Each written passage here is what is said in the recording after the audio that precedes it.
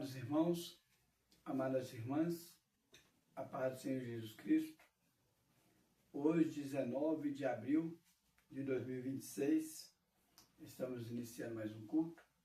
Vamos orar? Deus e Pai, coloca a minha Jandira, esse e essa que está assistindo, ouvindo em Tua presença. Sim, Senhor. Peço que o Senhor leve cativo nossos pensamentos de obediência a Ti, para que não venhamos dispersar e para que possamos absorver aquilo que o Senhor tem para nós. Na autoridade que Tu me deste dos altos céus, faço cair por terra toda e qualquer interferência das trevas e dos homens que vem tentar impedir a realização deste culto, a transmissão deste culto e deste culto chegar àquilo que o Senhor quer que chegue. O Senhor tem a primazia, Senhor, em nome de Jesus. Santo Espírito, és bem-vindo neste lugar. Santo Espírito, és bem-vindo neste lugar. Onipotente Pai, de graça e misericórdia, és bem-vindo neste lugar. Deus está aqui, aleluia, tão certo quanto o ar que eu respiro, tão certo quanto a manhã que se levantará, tão certo quanto eu lhe falo e podes me ouvir, tão certo quanto eu lhe falo, tão certo quanto eu lhe falo, tão certo quanto eu lhe falo e podes me ouvir. Aleluia. Vamos estar agora fazendo as petições. Você pode estar colocando sua petição em pensamento, o Senhor contempla. Vamos orar agora. Deus e Pai, coloca a petição que está sendo formulada por este, por essa que está assistindo, ouvindo neste momento, ó Pai. Coloca as petições que estão aqui na minha mão direita. Coloca as petições que estão aqui nessa caixinha que ainda não foi respondida, ó Pai. E eu lhe peço, opera, age, responda segundo a Tua vontade, segundo o Teu querer. E se tem alguma petição que não está conforme a Tua vontade e o Teu querer, que o Senhor nos oriente a orar como convém, mediante a Tua vontade, em nome de Jesus. Amém? A palavra que o Senhor me deu para me trazer essa semana é sobre a seara. A seara do Senhor. Teve uma pessoa essa semana aqui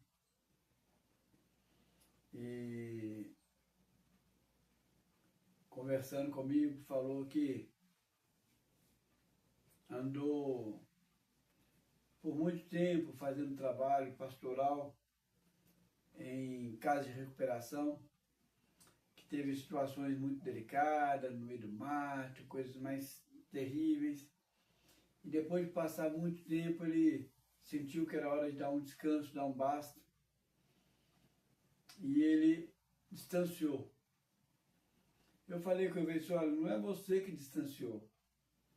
Tenho certeza que se Deus achasse que você deveria estar mais no tempo nesse trabalho, tenho certeza que ele ia te convidar e você iria obedecer. O Senhor que achava que era necessário você dar um tempo, mas da mesma forma, se o Senhor mandar você te recrutar de novo para esse trabalho nessa área ou em outra área, tenho certeza que o Senhor vai, pelo ser obediente. Nós vimos aquela passagem do filho que falou assim para o pai, sim, Senhor, eu te obedeço e vou trabalhar na vinha.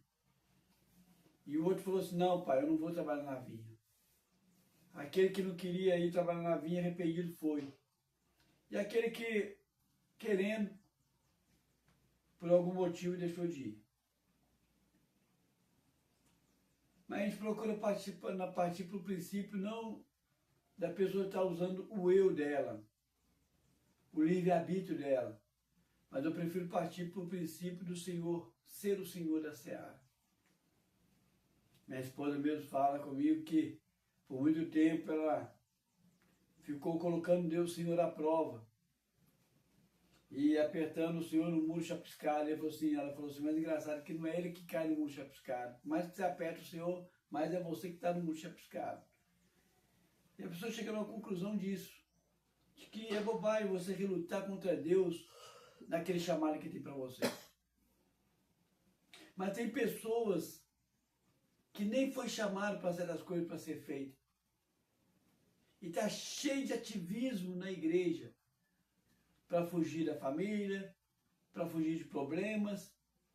Outros procuram usar a igreja como um centro financeiro e ciência de ativismo para poder acumular mais dinheiro.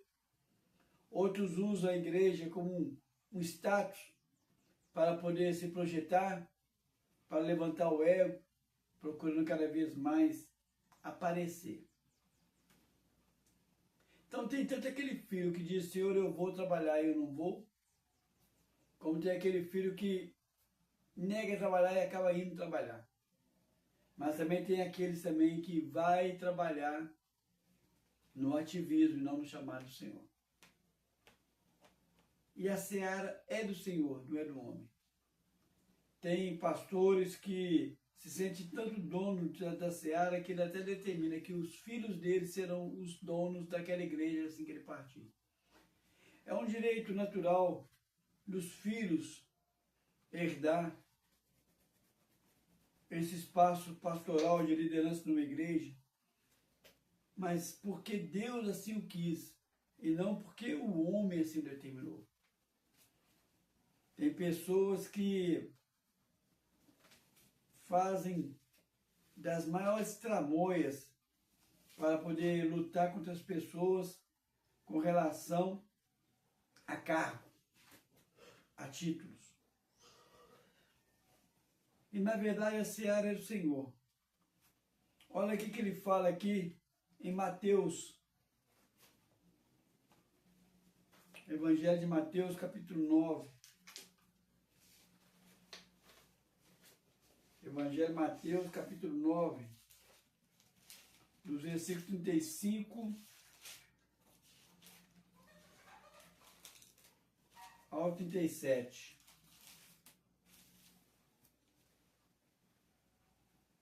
E percorria Jesus todas as cidades e povoados, ensinando nas sinagogas, pregando o evangelho do reino e curando toda sorte de doenças e enfermidades.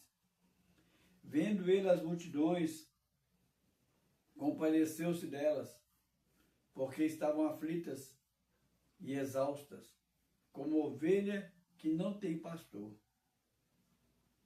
E então, se dirigindo a seus discípulos, se dirigiu a seus discípulos. A seara, na verdade, é grande, mas os trabalhadores são poucos. Rogai, pois, ao Senhor da seara, que mande trabalhadores para a sua seara. O Senhor deixa aqui uma informação muito grande. Orai. Orai para que o Senhor mande mais trabalhadores para a seara. Eu, durante todo o meu período, principalmente no início da minha conversão, o que eu participei de orações pedindo ao Senhor para que mandasse trabalhadores. Quantas e quantas vezes eu levantei a mão me oferecendo ao trabalho. Isso, reuniões poderosas com reteté, isso em reuniões dominicais, normal. E eu sempre levantei minha mão. Como Isaías disse, Senhor, eis-me aqui, envia-me primeiro a mim. E o Senhor pede aqui para que mande trabalhadores, porque a seara é muito grande. Eu não sou o dono, a Jandira não é, você não é. E ele sabe muito bem arregimentar trabalhadores para a seara. Agora, qual que é o motivo, a, a intensidade nessa seara? Está aqui em João capítulo 5, Evangelho de João, capítulo 5,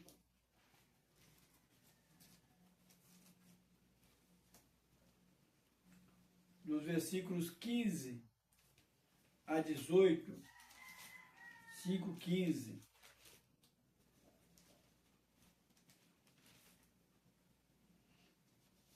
Diz o seguinte: o homem retirou-se e disse aos judeus que fora Jesus quem o havia curado. E os judeus perseguiam Jesus, porque faziam essas coisas no sábado. Mas ele disse: meu pai trabalha até agora, e eu trabalho também. Por isso, pois os judeus ainda mais procuravam matá-lo, porque não somente violava o sábado, mas também dizia que Deus era o seu próprio pai, fazendo-se igual a ele. Jesus dá uma declaração muito forte. O meu pai trabalha. Qual que é a intensidade desse trabalho? Por isso eu também trabalho.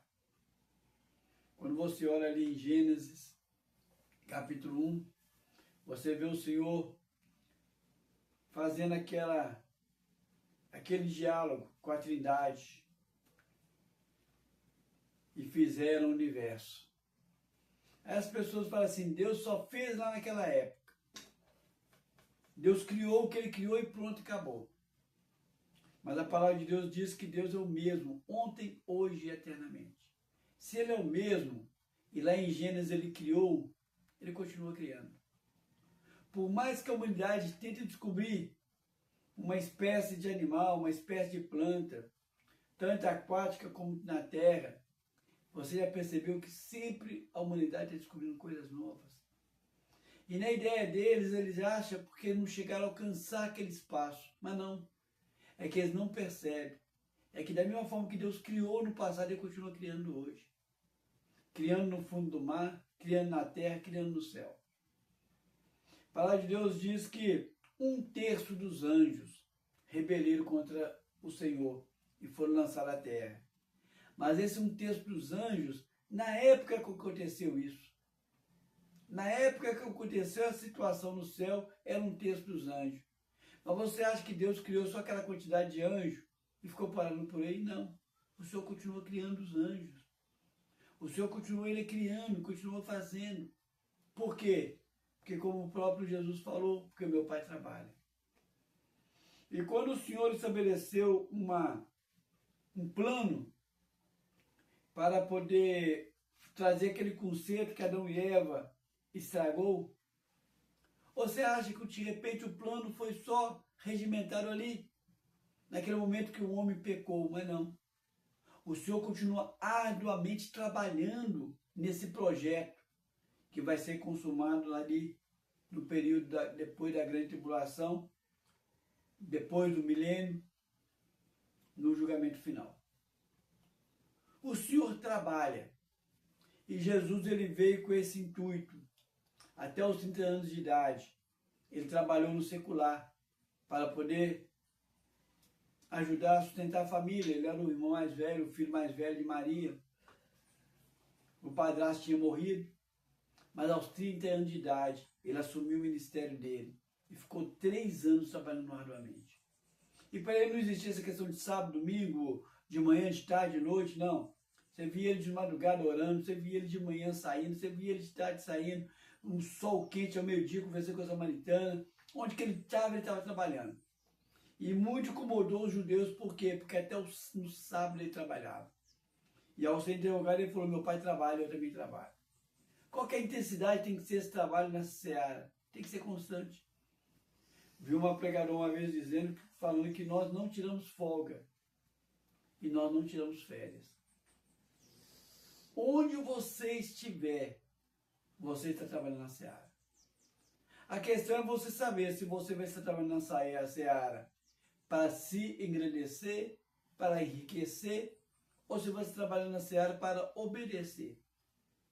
Porque Pedro uma vez disse na palavra que nós devemos pregar o evangelho, se necessário, até com as palavras. Se necessário, até com as palavras. O que quer dizer isso? Todo momento, constantemente, nós estamos pregando o evangelho com nossas ações. O que você está fazendo para poder trabalhar nessa seara com as suas atitudes? Seja no lar, seja no trabalho, seja na escola, seja com os vizinhos. Você está nessa seara constante. Agora, qual que é a motivação para se trabalhar nessa seara? Olha aqui o 6, capítulo 6, versículo 26 e 27. Jesus tinha feito a multiplicação dos pães e as pessoas andaram seguindo Jesus.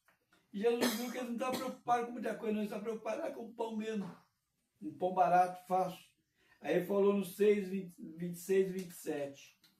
Respondeu-lhe Jesus: em verdade vos digo, vós me procurais, não porque vistes sinais, mas porque comestes dos pães e se fartastes. Trabalhai, não pela comida que perece, mas pelo que subsiste para a vida eterna, a qual o Filho do Homem vos dará. Porque Deus, o Pai, o confirmou com o seu selo.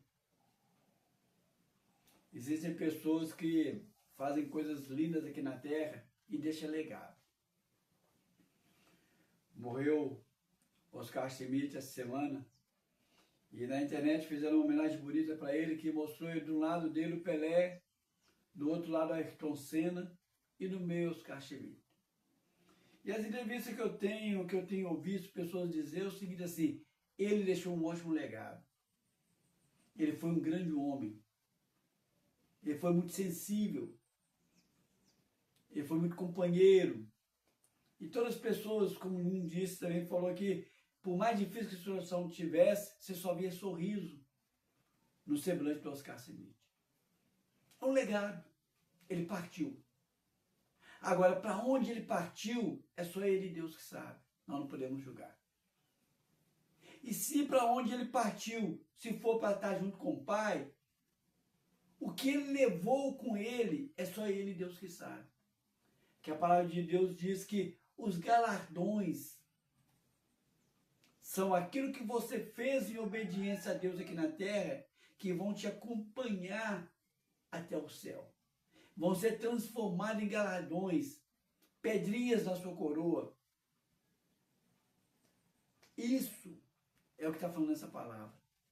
Não trabalha pelo que você come, pelo pão. Trabalha que você parte. A Jandira conta um testemunho muito interessante. 2, por sinal. Ela teve o privilégio de estar com o pai dela na hora que ele estava partindo. E teve o privilégio de estar com a mãe dela na hora que estava partindo. O pai dela, ela disse que no momento exato que o pai dela morreu, ela teve uma visão.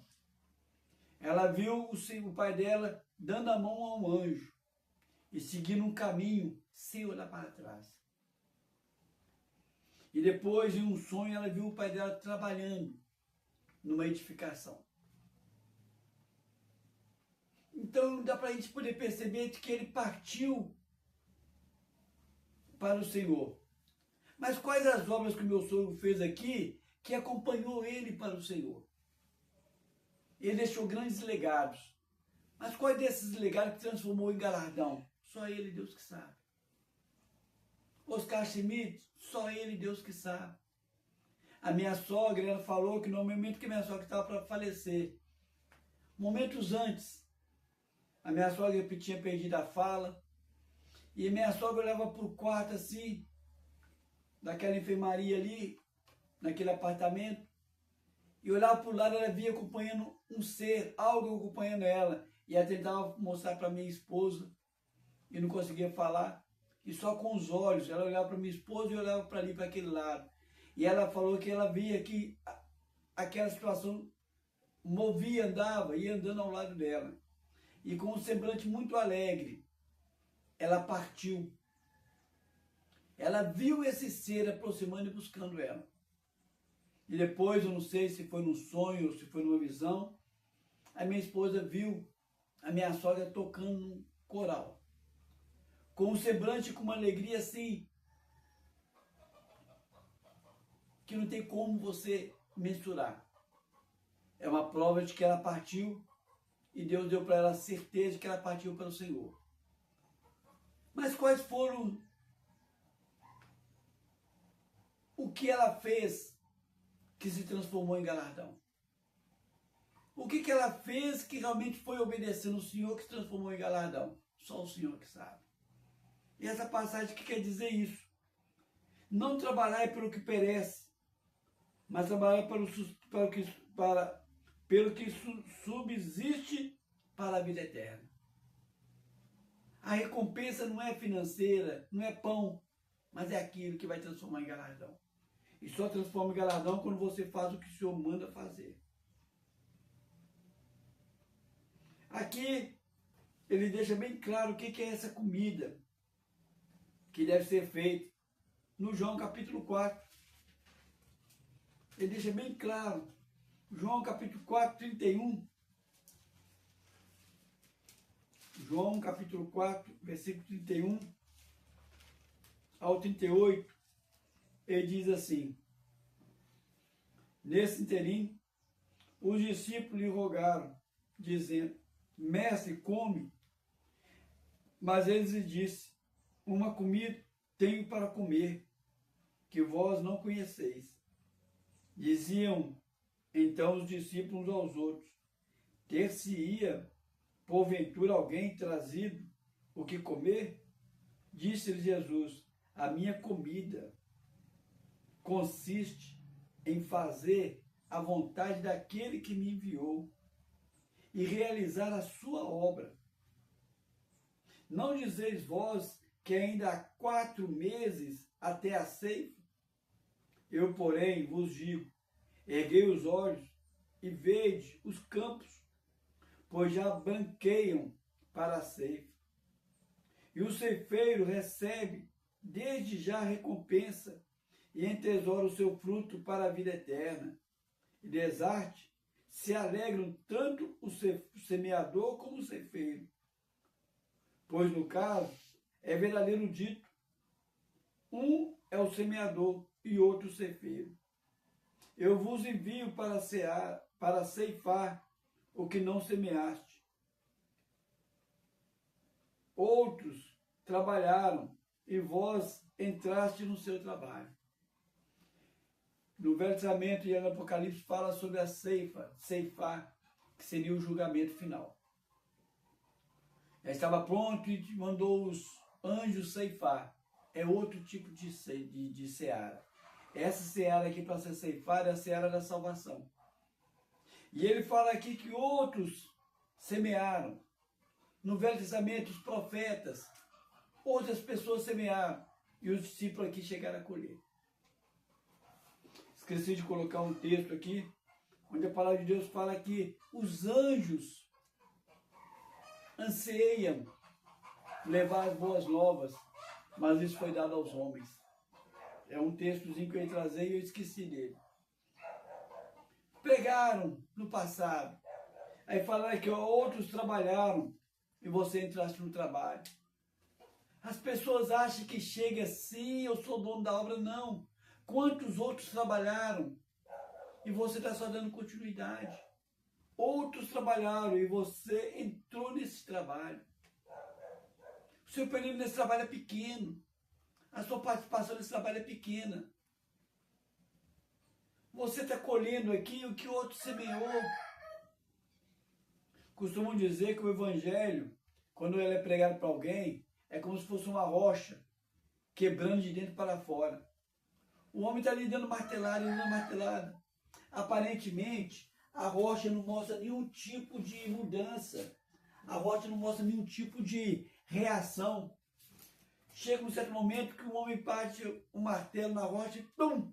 A rocha toda. Aí tem quem acha que aquele última martelada é que rompeu a rocha. Não.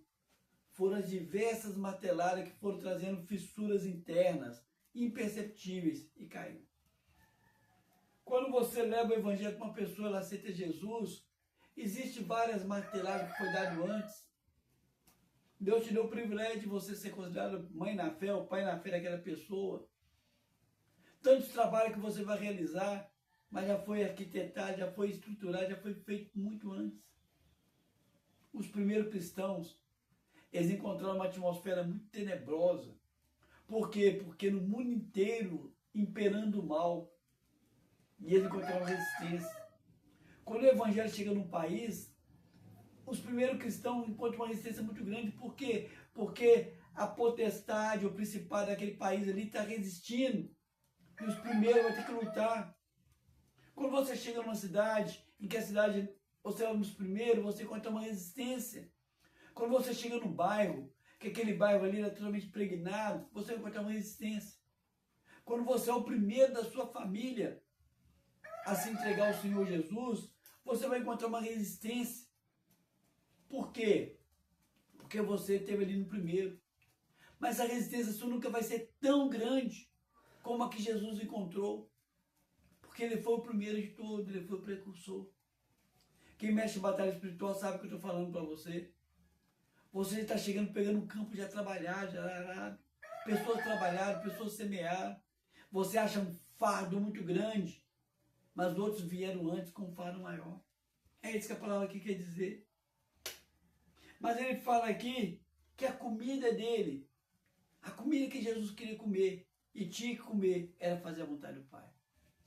É essa comida que vai se transformar em galardão. Fazer a vontade do Pai. É uma diferença muito grande. É uma diferença descomunal. Agora vamos ver aqui mais à frente. Quem deve trabalhar nessa seara? Eu tenho que fazer faculdade. Eu tenho que ser pastor. Eu tenho que ser apóstolo. Eu tenho que ser uma daquelas colunas que eu citei mais atrás. Olha para vocês verem em Marcos capítulo 9.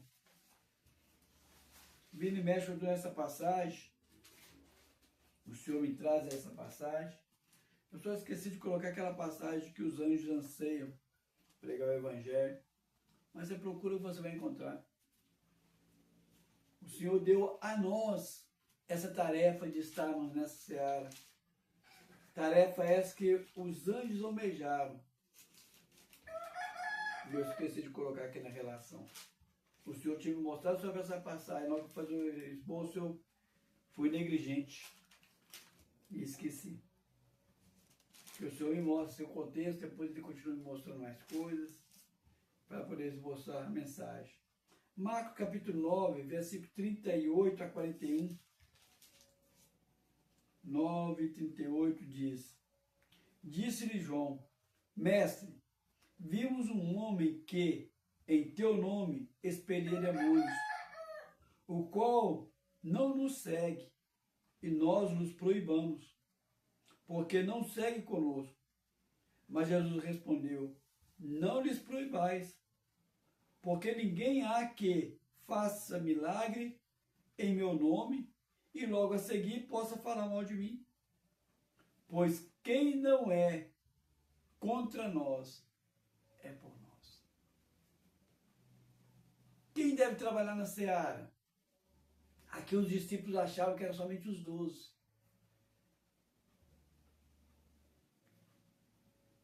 Mas o Senhor falou: não.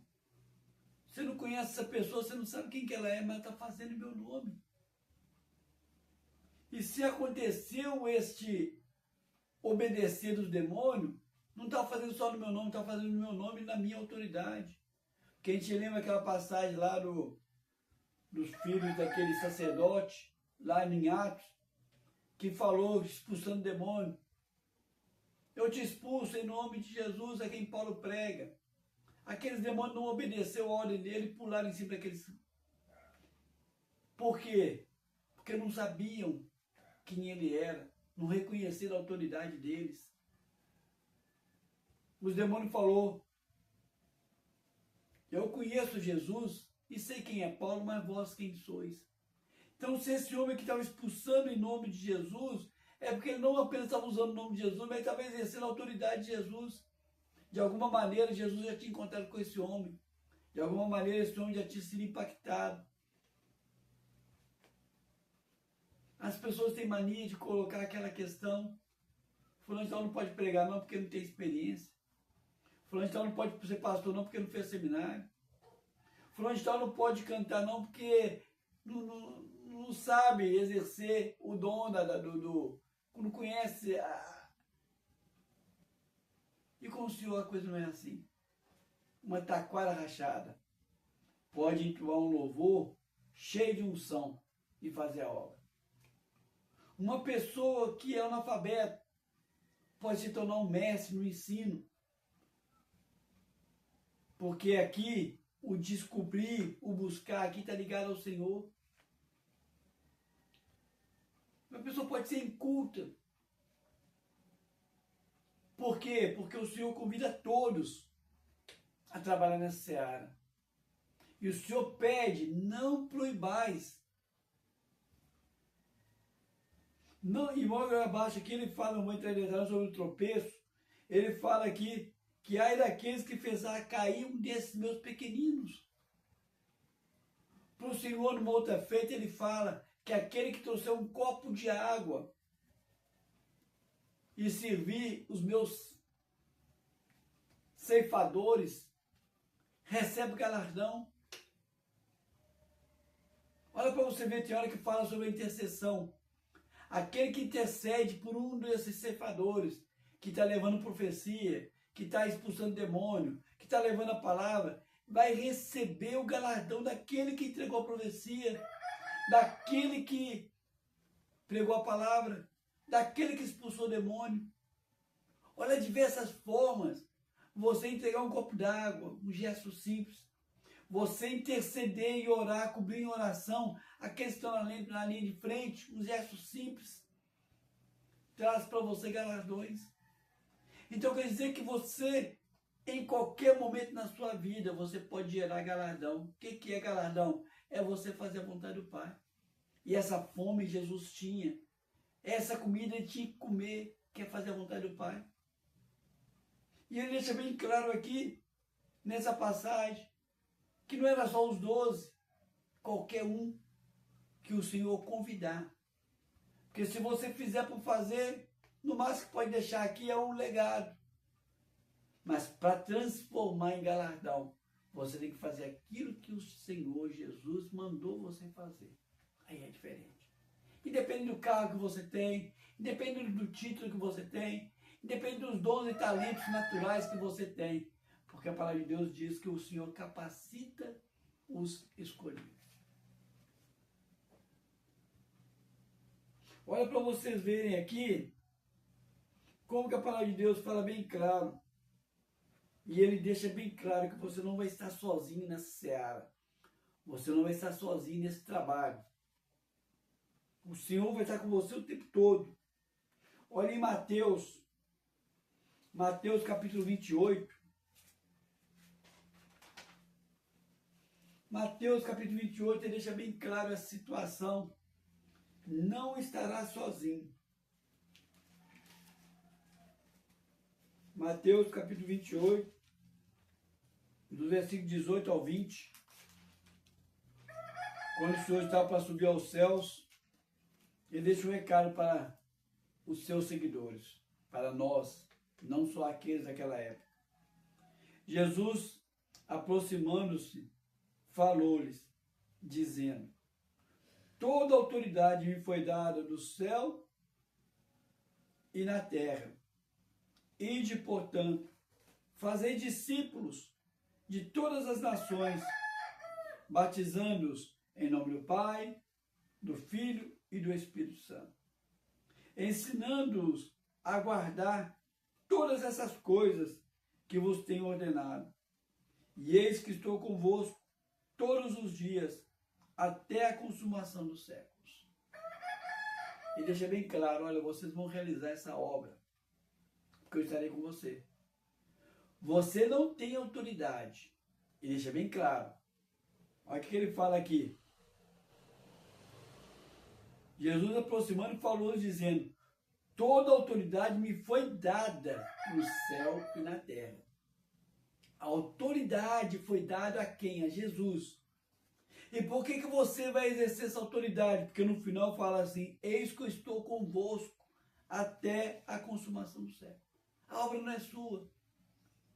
As pessoas falam assim: não, eu fiz jejum, então eu posso. Nós temos alguns ilustres pregadores na atualidade que com um paletó lançar assim, pessoas caem ao chão. Um outro aí, com uma única palavra que ele ministrou, 1 milhão de pessoas aceitou Jesus.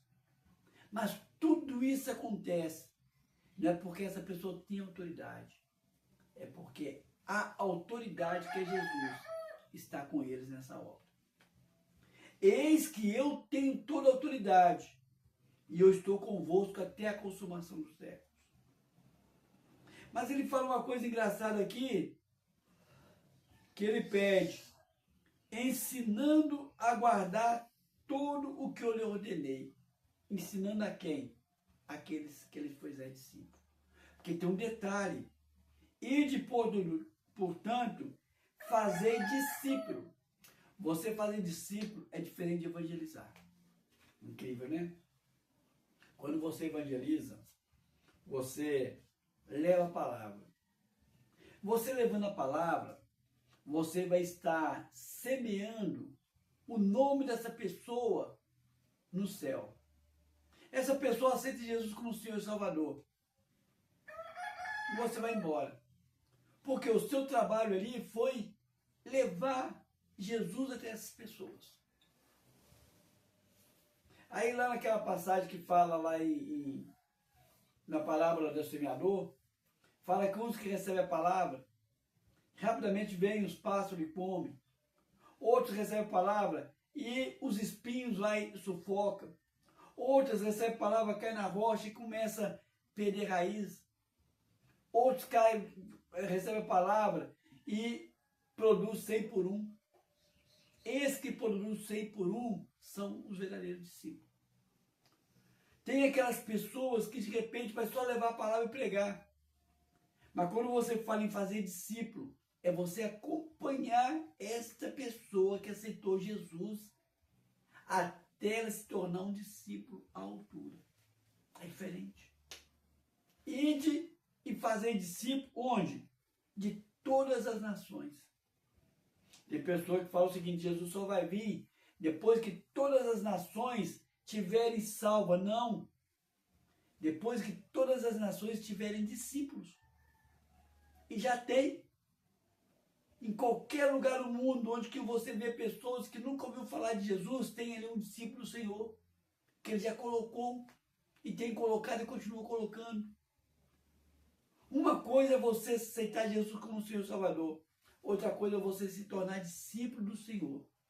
Porque só é discípulo do Senhor aqueles que seguem o Senhor. Ah, levanta a mão, aceita Jesus como Senhor e Salvador, já tem a vida eterna. Tá, mas você é um discípulo do Senhor? Aqui ele fala: fazei discípulo de todas as nações. E ele fala um segredo: batizando-os em nome do Pai, do Filho e do Espírito Santo. Quando a pessoa aceita Jesus como Senhor e Salvador, não é cobrado nada dela. Mas na hora que ela começa a caminhar, aí é necessário.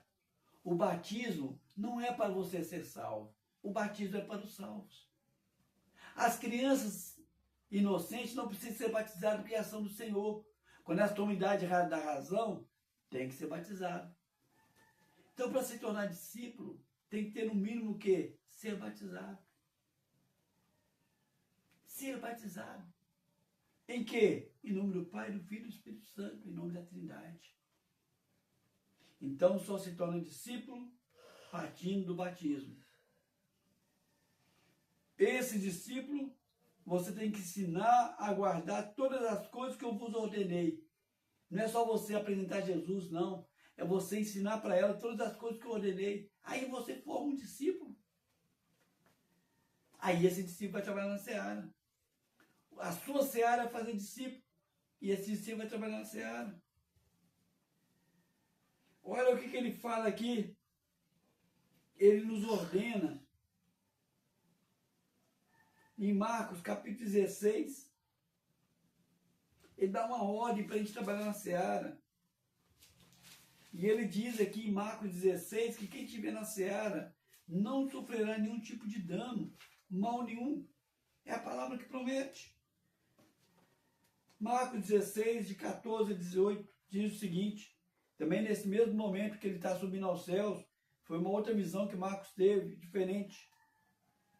16, versículo 14, finalmente, apareceu Jesus aos 11, quando estava à mesa, e censurou-lhes a incredulidade e a dureza do coração, porque não deram crédito ao que tinha visto. Disse-lhes, e lhes disse, Marcos, capítulo 16, versículo 14. Viu não? É Marcos, Evangelho de Marcos. Finalmente apareceu Jesus aos 11, quando estavam à mesa. Censurou-lhes a incredulidade e dureza do coração, porque não deram crédito aos que o tinham visto e já ressuscitado. Achou? E disse no versículo 15, ide por todo mundo e pregai o evangelho a toda criatura.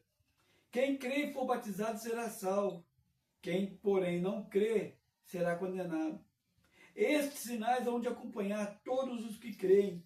Em meu nome expelirão demônios, falarão novas línguas, pegarão em serpentes, e se alguma coisa mortífera beber, não lhes fará mal.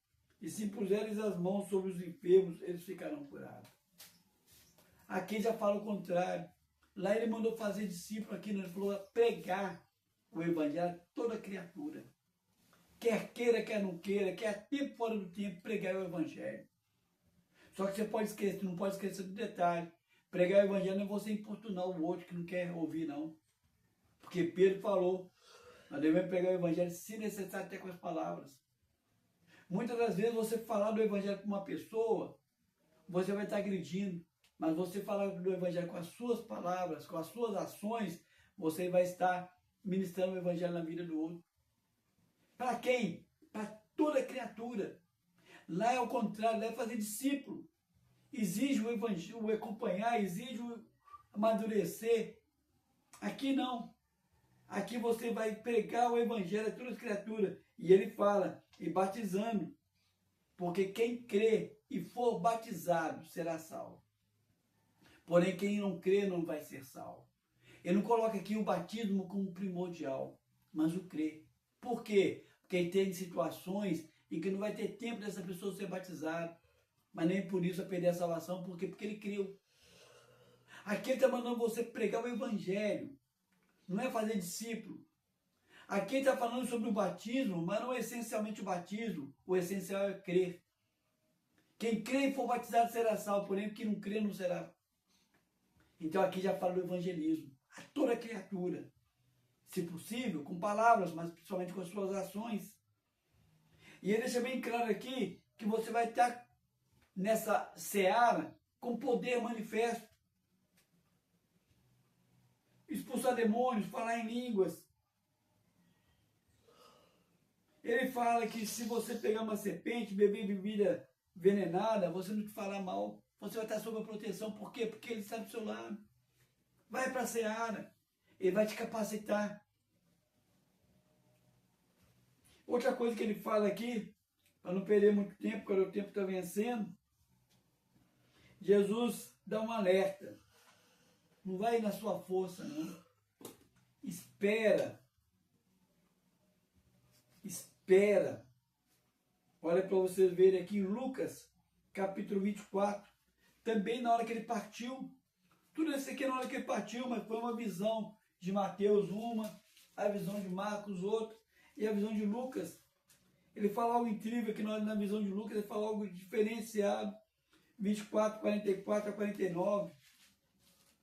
Na hora que ele estava para partir e ir para o céu, ele fala a seguir, Lucas 24, 44. Todas essas três que eu citei, foi ele partindo. A seguir, no 44, Jesus lhes disse: são essas palavras que eu vos falei, estando ainda convosco. Importava se cumprisse tudo o que de mim estava escrito na lei de Moisés, dos profetas e dos salmos. Então lhes abriu os entendimentos para compreender as Escrituras, e lhes disse: assim está escrito, que o Cristo havia de padecer, ressuscitar dentre os mortos no terceiro dia, e que em seu nome se pregasse arrependimento para a remissão de pecados a todas as nações, começando em Jerusalém. Vós sois testemunho dessas coisas. Eis que eu envio sobre vós a promessa do meu Pai. Permanecei, pois, na cidade, até que do alto sejais revestidos do poder. Não vai sem esse poder revestido, não. Espera. Leva o evangelho. Vocês são minha testemunha. Pregue o arrependimento. Pregue a salvação. Mas espera. Aí o que eles fizeram? Ficaram 40 dias esperando. Quando completou 40 dias, veio o Pentecoste. O Espírito Santo veio e trouxe uma cobertura sobre os primeiros cristãos, sobre a primeira igreja. Aí tem pessoas que falam sobre uma música, né? Que fala assim: descerá sobre ti o Espírito Santo. Como se o Espírito Santo fosse descer. Não, ele desceu só uma vez. Ele desceu em Pentecostes. Quando ele desceu em Pentecostes, ele não descerá mais não. Você pode estar cheio do Espírito Santo, mas não o Espírito Santo descer, ele já desceu.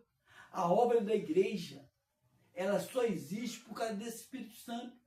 O Senhor falou para esses aqui: espera, não começa a obra antes que o Espírito Santo venha trazer a cobertura. E lá, em Atos, mostra o início desse ministério. Mas como que eu vou ficar cheio do Espírito Santo? Quando? A palavra de Deus fala bem claro. Quando você aceita Jesus como Senhor e Salvador. Tem pessoas que acham que você vai estar cheio do Espírito Santo só depois que você começar a falar em línguas. Só depois que você começar a fazer reteté. Só depois que você começar a profetizar. Não. A palavra de Deus deixa bem claro que o Espírito Santo desceu em Pentecostes. E no momento que você aceita Jesus como Senhor e Salvador, você se enche da plenitude do Espírito Santo. Aí você se torna hábil para poder fazer o trabalho na seara. Os dons espirituais, as manifestações do Espírito Santo na sua vida, sim, precisa ser desenvolvido. Como eu falei semana passada, procurar com zelo os melhores dons é outros 500. Mas o encher do Espírito Santo, você não vai ficar esperando o Espírito Santo descer sobre ti. Ele já desceu em Pentecostes. Você tem que pedir ao Senhor que enche de ti, aceitando o Senhor como Senhor e Salvador. Você vai estar cheio da plenitude do Espírito Santo, pronto para poder trabalhar na seara. Mas se você trabalhar melhor na seara, quanto mais ferramentas você tiver, então você vai procurar mais dons e mais dons. Mas você já está pronto para trabalhar na seara. Quanto mais dons você tiver, mais ferramentas, melhor será a seara. Deu para entender? É bem nítido. Agora, para encerrar, também, no final, Jesus já tinha partido. Mateus, Marcos, Lucas fala sobre Jesus orientando na hora de partir. João já fala depois que ele partiu. Olha o que João fala aqui para encerrar. João, Evangelho de João, capítulo 20. Ele fala bem claro que a ferramenta que nós vamos usar nessa seara é aquilo que Jesus nos mostrou. Os exemplos que Jesus deu são as ferramentas que a gente vai usar na seara. Diz o seguinte, capítulo 20, versículo 30 e 31. O meu fala assim: o objetivo desse evangelho, qual que é o seu, Eliane? O título, versículo 30. 20, versículo 30. O objetivo é a mesma coisa. Aí ele fala no 30. Na verdade, fez Jesus diante dos discípulos muitos outros sinais que não estão escritos nesse livro. Estes, porém, foram registrados para que creiais que Jesus é o Cristo, o Filho de Deus, e para que, crendo, tenhais vida em seu nome. No capítulo 21, versículo 24 e 25, ele termina o Evangelho de João da seguinte maneira: este é o discípulo que dá testemunho a respeito destas coisas e que as escreveu. E sabemos que o seu testemunho é verdadeiro. Há, porém, ainda muitas outras coisas que Jesus fez. Se todas elas fossem relatadas uma por uma, creio eu que nem o mundo inteiro caberiam os livros que seriam escritos. Não teria como caber no mundo o livro de feitos que Jesus fez. Mas esses que são escritos são uma base, uma ferramenta para que a gente possa trabalhar na seara. Você vai com o Evangelho, que é o exemplo do Senhor, o Evangelho narrado por João, o Evangelho narrado por Lucas, o Evangelho narrado por Marcos, o Evangelho narrado por Mateus. Mas ele fala que você vai ir revestido de autoridade. Essa autoridade é o Senhor Jesus ao seu lado, em espírito, o Espírito Santo de Jesus com você. E na hora que você está ali fazendo, o Espírito Santo de Jesus te trazendo te enchendo nessa plenitude, você vai dar exemplos para as pessoas do que Jesus fez, de quem que Jesus é. Aí a obra é feita. Essa é a evidência e a essência da seara. Por isso eu te convido para você fazer parte dessa seara. Você tem que aceitar Jesus como Senhor e Salvador. Ele colocou uma condição muito clara para fazer parte da seara e para ir para o céu. Você tem que crer e ser batizado. O batismo é um processo para quem está salvo. Mas ele coloca uma essência muito grande. Aquele que não crê já está condenado. Não esteja condenado. Aceite Jesus como Senhor e Salvador agora. Acompanhe a oração que eu vou fazer, entregando a sua vida para o Senhor. Eu digo meu nome, você diz o seu. Eu, Carlos, você diz seu nome. Reconheço que muitas vezes, por pensamentos, por palavras, por atitudes e até por omissão, eu entristeci o coração do Senhor. Por isso eu peço perdão. Também reconheço que eu não consigo conduzir minha própria vida.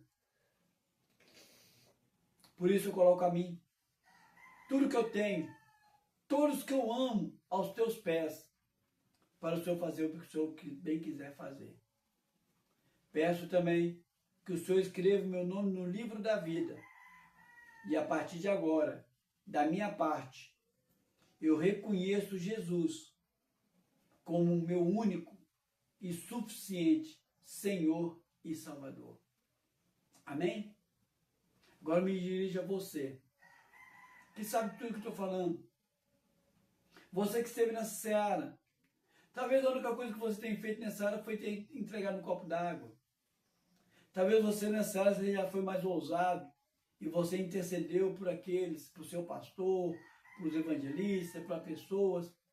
Mas talvez você foi um daqueles que esteve na linha de frente, ali na seara. Eu não estou dizendo para você como aquele homem que veio cá em casa essa semana, que falou que deixou de trabalhar como pastor num trabalho de recuperação. Não. Esse não está desviado, ele simplesmente só não fez aquela atividade. Você não está numa atividade de frente, não significa que você está desviado. Porque está cheio de desviado fazendo atividade. Você sente que você está desviado do caminho do Senhor, é quando você sente que você perdeu a intimidade com o Senhor há muito tempo. Você não tem mais aquela comunhão com o Senhor. As suas orações, elas são robóticas. A sua atitude, talvez, pode ter até dentro da igreja, mas só mesmo casca. Ou, literalmente, você saiu da igreja e está afastado da igreja. Tanto que está afastado da igreja, quanto que está na igreja, só ali, um morto-vivo, estão desviados. Por isso eu te convido, volta ao caminho, volta a ter intimidade com o Senhor. Ora após mim dizendo, Senhor Jesus, eu reconheço que muitas vezes contemplei os meus pecados, contemplei os pecados dos meus irmãos, contemplei as circunstâncias, não compreendi os teus propósitos e afastei de ti. Perdi a minha comunhão contigo, Senhor. Arrependido eu volto. Peço que o Senhor volte a ter comunhão comigo. E peço que o Senhor me ajude a voltar a ter comunhão com meus irmãos. Em nome de Jesus. Amém? Antes de fazer a última oração, que é oração apostólica, que é a bênção apostólica, eu vou fazer uma oração para você. Não você que tem que aceitar Jesus como Senhor e Salvador. Não você que está sentindo afastado, mas você que está na seara. Nós vimos semana passada que nós devemos procurar com diligência os melhores dons. Você tem que procurar os melhores dons para ter mais ferramentas nessa seara. Foi falado aqui nessa passagem que você deve pregar o evangelho para as pessoas, a toda criatura, mas não deve ficar só por aí. Essa pessoa que foi pregar o evangelho, ela tem que se tornar discípulo. E foi falado bem claro que para se tornar discípulo, ele tem que entender todas aquelas diretrizes, todas aquelas ordenanças do Senhor. Isso não é feito de um dia para o outro. Você tem que saber o que o Senhor quer te informar a respeito disso, daquilo. Isso é fazer discípulo. Mas o mais importante, você tem que se tornar um guerreiro, uma guerreira, madura e experiente. Por isso eu vou orar por vocês, para que o Senhor os capacite mais e mais nessa seara. Você está nessa seara, se precisa até com palavras, mas as suas atitudes vão falar bem alto. Vou orar por você, para que o Senhor te capacite cada vez mais. Amém? Deus e Pai, coloco esse e essa que está assistindo, ouvindo, coloco também a minha, Jandira, em Tua presença. Nós somos falhos, Senhor, e a obra não é nossa. O zelo que nós temos que ter pela Tua obra nos leva a pedir ao Senhor que nos ajude, que nos capacite. Sim, Senhor, dai-nos mais dons. Sim, Senhor, molda o nosso caráter. Sim, Senhor, ensina-nos onde andar e como andar. Ensina-nos os Teus mandamentos para nós, para que a gente possa ter maturidade espiritual. Sim, Senhor, eu lhe peço, ser conosco, em nome de Jesus. Amém? Agora, domingo que vem, o Senhor assim permitindo, estaremos aqui novamente. Vou estar entregando a bênção apostólica. Deus e Pai, na autoridade que não me desse dos altos céus, determino que eu, a Jandira, esse e essa que está assistindo, ouvindo, tenhamos uma semana mais que abençoada, em nome de Jesus. Amém, amém e amém.